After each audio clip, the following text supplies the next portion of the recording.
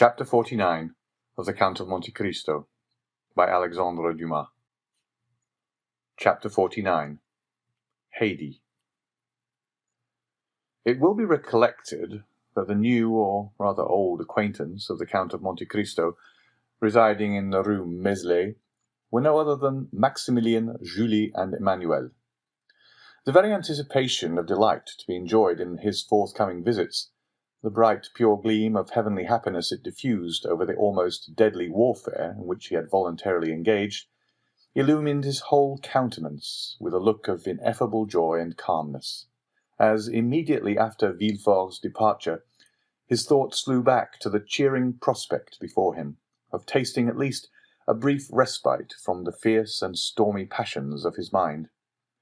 Even Ali, who had hastened to obey the Count's summons, went forth from his master's presence in charmed amazement at the unusual animation and pleasure depicted on features ordinarily so stern and cold, while, as though dreading to put to flight the agreeable ideas hovering over his patron's meditations, whatever they were, the faithful Nubian walked on tiptoe towards the door, holding his breath, lest its faintest sound should dissipate his master's happy reverie. It was noon, and Monte Cristo had set apart 1 hour to be passed in the apartments of Haidee, as though his oppressed spirit could not all at once admit the feeling of pure and unmixed joy, but required a gradual succession of calm and gentle emotions to prepare his mind to receive full and perfect happiness, in the same manner as ordinary natures demand to be inured by degrees to the reception of strong or violent sensations. The young Greek, as we have already said, occupied apartments wholly unconnected with those of the Count. The rooms had been fitted up in strict accordance with Oriental ideas. The floors were covered with the richest carpets Turkey could produce. The walls hung with brocaded silk of the most magnificent designs and texture, while around each chamber luxurious divans were placed, with piles of soft and yielding cushions, that needed only to be arranged at the pleasure or convenience of such as sought repose. Haidee and 3 French maids, and 1 who was a Greek, the first remained constantly in a small waiting-room, ready to obey the summons of a small golden bell, or to receive the orders of the Romaic slave who knew just enough French to be able to transmit her mistress's wishes to the 3 other waiting-women. The latter had received most peremptory instructions from Monte Cristo to treat Haidee with all the deference they would observe to a queen. The young girl herself generally passed her time in the chamber at the farther end of her apartments. This was a sort of boudoir, circular, and lighted only from the roof, which consisted of rose-coloured glass. Haidee was reclining upon soft downy cushions, covered with blue satin spotted with silver. Her head, supported by one of her exquisitely moulded arms, rested on the divan immediately behind her, while the other was employed in adjusting to her lips the coral tube of a rich narghile, through whose flexible pipe she drew the smoke fragrant by its passage through perfumed water.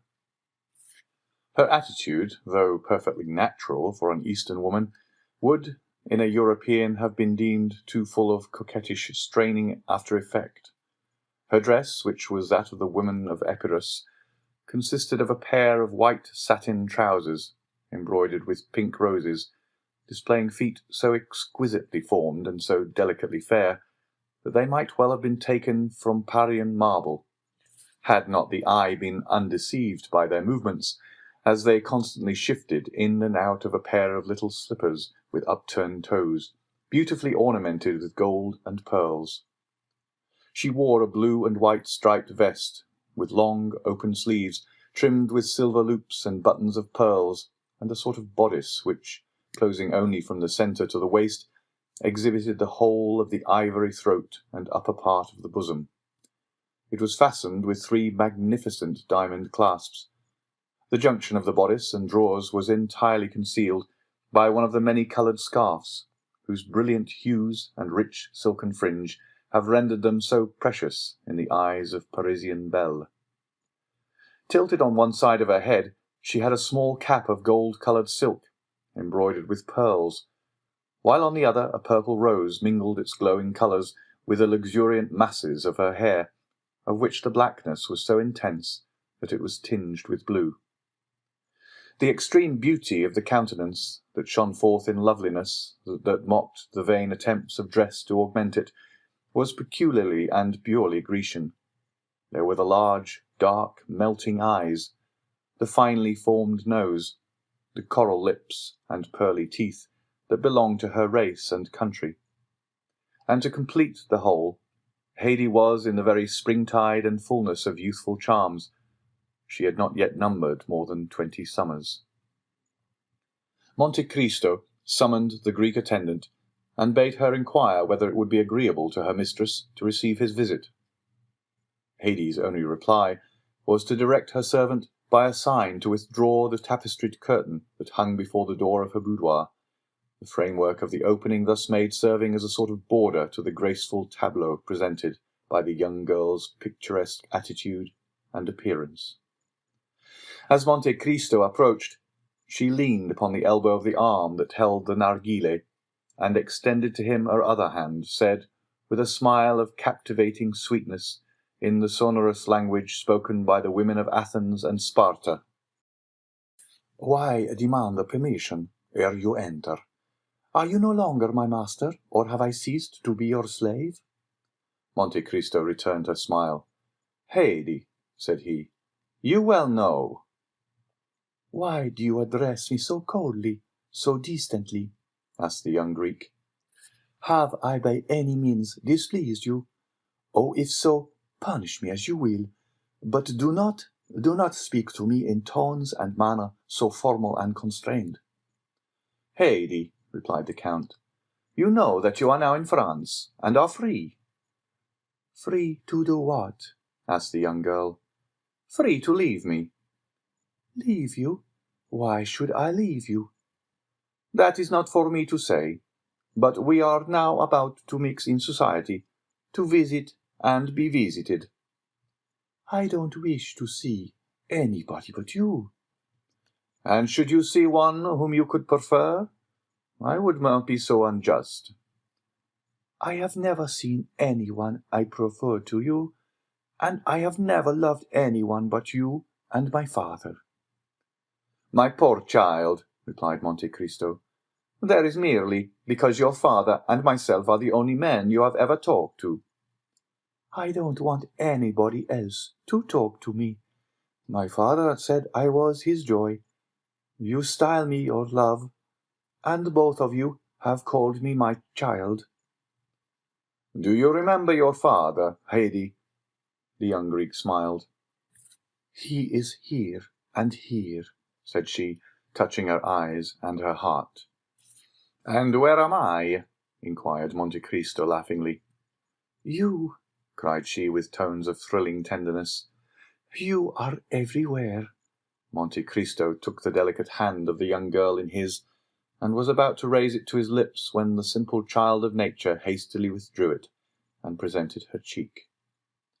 "You now understand, Haidee," said the Count, "that from this moment you are absolutely free, that here you exercise unlimited away, and are at liberty to lay aside or continue the costume of your country, as it may suit your inclination.